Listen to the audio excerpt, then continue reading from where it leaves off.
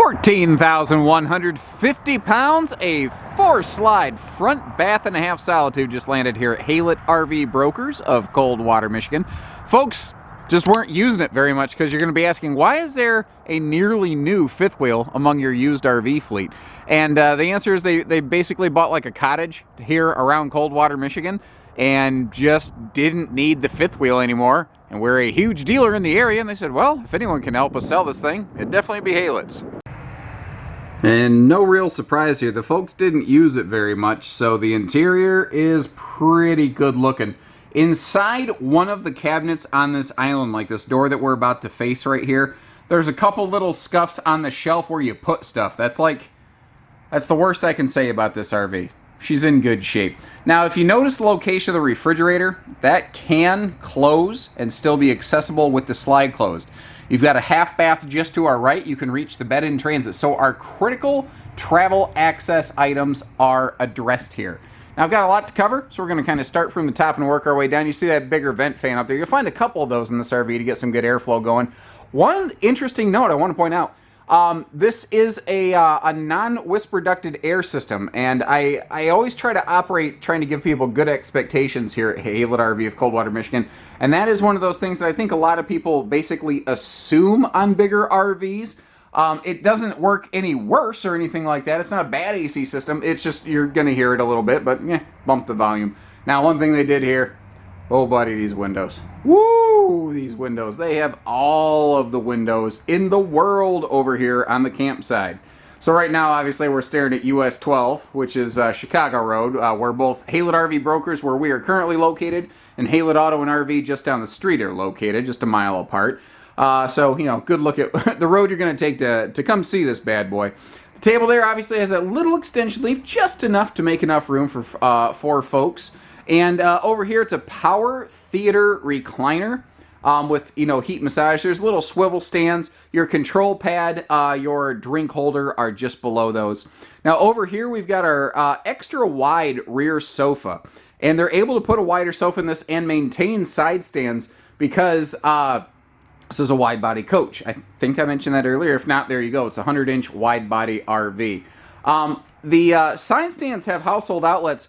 There is not a whole lot in the way of USB plugs in this RV, but it doesn't really matter because all you have to do is get some household to USB adapters and blam, there you go. You can go USB nuts in this thing if you are so inclined. Also, if we take a look, I forgot to pull the shades down, but those are roller night shades, and you can obviously see that is a tri-fold sleeper sofa down below for that guest kind of space. Now, fixed toward the theater seating here on the corner of Boardwalk and Park Place is a no-neck wrecker entertainment center. And kind of borrowed out of the playbook of a North Point or a Pinnacle. You see that power up-down TV gives you the ability to have a window behind it when you want it, or the TV viewing when you're ready. Big electric heating fireplace down below. Now, common misconception, people, you know, naturally, I think reasonably assume that the size of an electric fireplace also has something to do with the amount of heat that it generates. That's actually not the case. Almost all these things are 5,000 BTU space heaters, or 5,120 if we're going to get super specific, but about a 5K space heater.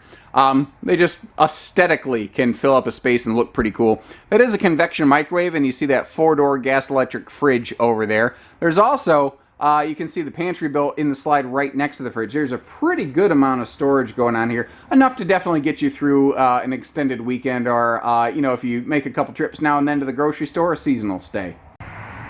Taking a look inside of things here, adjustable shelves in the top of that pantry, and then drawers that open up to you. That is something that I like. I've seen a lot of brands do this. Is this a trendy thing? Like, I'm not a home decor expert. Having a, like, non-decor matching drawer inside of a pantry or something like that. I've seen more than one brand do that. Is that, like, a trend? Is that something I don't know about? Anyway, larger 21-inch oven below that sealed burner stove. That's something Montana first debuted, and suddenly everybody jumped on board. Can't blame them, though. Very, very cool component right there. Upper left compartment, we've got a nice space for things like bigger pots, pans, and whatnot. And I do like the shelf over here. That extra, you know, shelf doubles that overhead storage capacity. Now, this island It reminds me a lot of the Island in a sense of a Pinnacle 36 kpts, in that it's a very long island. They kind of centralize the sink here, but the island's big enough that I think you can still get some decent prep space on both sides when those sink covers are pulled out of there. Stainless sinks below, naturally, and you might have been wondering, hey, dude, where's my kitchen drawers? They're over here in the island. You've got a bigger one on the bottom, 2 standard drawers on the top and the middle, with some handy outlets just on either side of that sink. So if you are going to use those beside the sink permanent countertop areas there, you've got a handy little spot for it. Now, as we move forward, you see the little sort of coat hook, entry bench, things like that. I usually see these in like Jayco bunkhouses. You don't see them too often in couples campers, but that's one of the cool things about there being so many different RVs out there, is that there's a little bit of something for everyone. Cute little accent panel up there just to kind of spark that to life a bit. Now, right here by the entry door, you've got a hidden command center. One of the things that you'll have there is, of course, you have all your buttons for your, slides and tank heaters and things like that. But you also have your LCI One control system here. This is a more limited version of One Control. It operates your leveling, and that's basically it, but everything else is available right down here, so no big deal. It's also your converters up high on this one. Most converters are down by the floor. I have no idea why. The RV industry usually puts converters on the floor. I think it's just fine right there. Now, that little boot bench that we saw when you first walk in does give you a place to keep some shoes. There's a little kind of shelf or nook down here below those steps. I don't know if the intention of that is to be a shoe garage or if that's like an air intake for a furnace or something. I suppose you could set some shoes there. I don't see why it would ever affect anything. Porcelain stools in both bathrooms, this being the half bath down here. And as we move out of the kitchen, you'll see that we leave the solid surface and we start experiencing sealed edge thermal foil counters. But frankly, there's nothing wrong with that. Anytime you can get not a T-molded counter, I'm a pretty happy camper.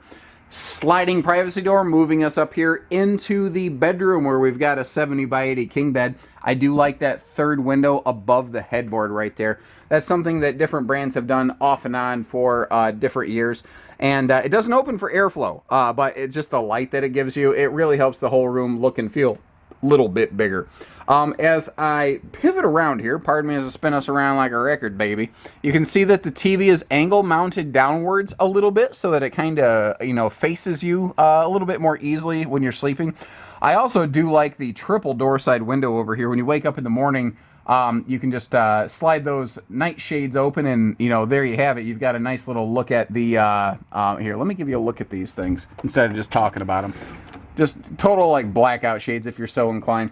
It is kind of nice also to have a place to put on a pair of pants. You can see that they've almost got like a me and a you bench in a sense going on right here. Moving up to the front master bath. This is laid out a little bit differently from most front master bath models. Like usually what you'll find in something like a Montana, a Pinnacle, a North Point, it's just a full front wall closet. And what you see on this one over here, this is really one of the big feature items of this RV, is that it has like a walk-in closet right here. It's not actually any more hanging storage than you typically find out of a lot of front bath and half fifth wheels. It just gives it a different look. And then over here you see this would be where you could put your stackable washer dryer. Everything is really still laid out in the same place. You have the same amount of storage. It just gives it a very different look and aesthetic. I think it looks good. There's nothing wrong with that. I like things that look different. Another one of those larger blade fans going on up here in the master bath area. Height adjustable shower hardware with a seamless shower that, if you take a look at this thing, you can see it is just spotless. You can see the folks just didn't use it a whole lot. As we pivot around here, this is interesting. Most front bath and halves are triple slides. This is a quad slide. It does have 4 slides because the whole vanity right here actually slides out. It actually reminds me a lot of an old North Point 38 DLQS, dual lavatory quad slide. And that's not even a model that's even in production anymore. It's just crazy that I remember all that kind of stuff. Anyway, that stuff will never be on Jeopardy, but if you take notes, I don't know, maybe one day it will be. Maybe there'll be an RV category and you can name model numbers with me. This model has a large drop frame storage compartment, similar to something like you'd find on a Pinnacle, a North Point, Montana here at Haylett RV of Coldwater, Michigan. Since this is an extended upper deck, they did have more belly space to play with, so you can see they did open that up here, which is kind of nice. Now, if we get down, take a look, you can see a little bit of that aluminum upper deck structure. It kind of throws some people off. This is welded on one side of the structure, not both sides like you typically see. I think the idea there being this might be what they're considering the flex point of the RV. Every RV has to have somewhere that it can flex and wiggle. I suppose that's where the engineers determined that this one could be without having issues. So I'm sure they went to school longer than I did for this kind of thing. I'm sure that works just fine. You're looking at the bottom side of the upper deck floor there. There's a Darko weave barrier to help prevent moisture from seeping through, since you can get more moisture here in the belly compartment, since it's kind of exposed to the exterior a bit. This does have 6-point hydraulic leveling, so push button operation. The hydraulic systems do operate pretty quickly, which is nice. Dual power awnings, so you've got two different types of awnings going in place too. In the middle of the RV above the main entry door, there's a very traditional armed awning with lighting. Now, on the face of the Super Slide, to maximize the size of those windows, they went with an armless awning, which is actually kind of neat, because it means that it's not going to be quite like a head knocker situation. Like a Montana, you'll see a LCI Variety Trail Air pin box. They went with the Rotoflex here, whereas Montana tends to go with the upgraded Road Armor series, but frankly, anything to help soak the shock and jolt out of transit is always going to be welcome. A key note here on the Solitude product, this is a 100-inch wide body product, so it does give you that extra living space, just the breathing room, kind of like a 100-inch wide Highland Ridge open range fifth wheel that you'd find here at Haylett RV. It doesn't sound like a ton, but it is something that you can, feel when you get there. It is generator ready. There is the junction box. There are the punch outs in that front opening there if you are interested in doing something like that. One of the cool parts about working with us here at Haylett RV of Coldwater, Michigan is we live so close to Awning, which is the main supplier of RV generators in this business, that we can just send something right over there and have it done far more cheaply than most dealerships would be able to aftermarket. Now, the docking center in here, pretty simple, pretty straightforward, but I like its cleanliness. It's not very confusing. It doesn't feel very intimidating here. Now, their doors under this slide swing open, which is nice, but the thing that you have to watch out for is, like you see right here, it's got a magnet holdback, which is cool, so it's not swinging in the breeze. But you don't have one of those over here. And I'm not trying to snipe this brand. I'm trying to help prevent a potential bad moment from the next owner. Remember that you're going to have your 50 amp cable hooked up right there, so you're not going to be able to, there's no way that you'd be able to have a magnet latch, nor would you want one, since you have a couple hot feature items right here, the water heater, the furnace exhaust. So I think what I would do is I would try to put like a little hook catch or something like that on there to make sure that that door can't swing open and just flap around too awful much. Auto leveling controls are easy to reach.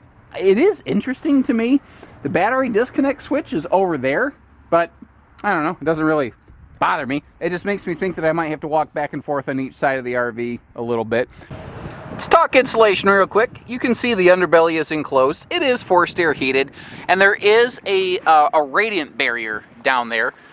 Those things right there, that should qualify this for a pretty good extended season package. You can see the windows are all frameless, but the slide side windows will naturally be not frameless, so they can actually open and get some good airflow. Now, if you look up top in the middle, you see the backup camera on this thing. The monitor is inside, so the rear view camera was added, and the monitor is indoors to give you a little bit better, views as you are backing into your campsite. Those windows on this door slide though, or door side slide, I do really like how big those are. That is something I really enjoy in this coach, because it's going to give you just an awesome view of your campsite, as opposed to only being able to look at the neighbors, though I gotta basically take a knee here to get the sunshine out from blinding us. Coming up top here, you can see by judging the roof very quickly, like most of the rest of the RV, was not used a whole great deal. Roof looks pretty good. I mean, really, I think that it's pretty much ready to go out of the box just like this. The vent fans, you can see the clear lid on those. That's going to let a little more sunlight into the RV. It might let a little more heat in the RV, but there's ways around things like that, you know. Those little like insulated pillow things that you can stuff into vents. We got those things on the shelf at Haylett RV. If you're going to be in a super hot place, you could do that. You can easily stuff them up and down, things like that. Dual air conditioners. I am a little surprised it's not a low profile air conditioner up front, since this thing is pretty darn tall. It is going to make it under an overpass, so no big worries there. But just kind of keep in mind, a good idea, guys, there's different like RV apps and GPS things that allow you to program in like the height, the width of your vehicle, of your rig, the length, to help you route more effectively. So that's something that you might want to look at. Frankly, that's just good advice no matter what, though. And that is pretty much it. Let me take a look at the front termination strip here. Everything looks to be in order. I'm not seeing anything that's too scary or anything like that. So I think you should be good to go. So give us a call down here at Haylett RV Brokers of Coldwater, Michigan, our sister store, Haylett RV, just a mile west of us. And combined, we've got about 700 different offerings, this one included, for you. So whether it's this one, that one, or any other one, we've got something for you. So take care, stay safe, have fun, and happy camping, everyone.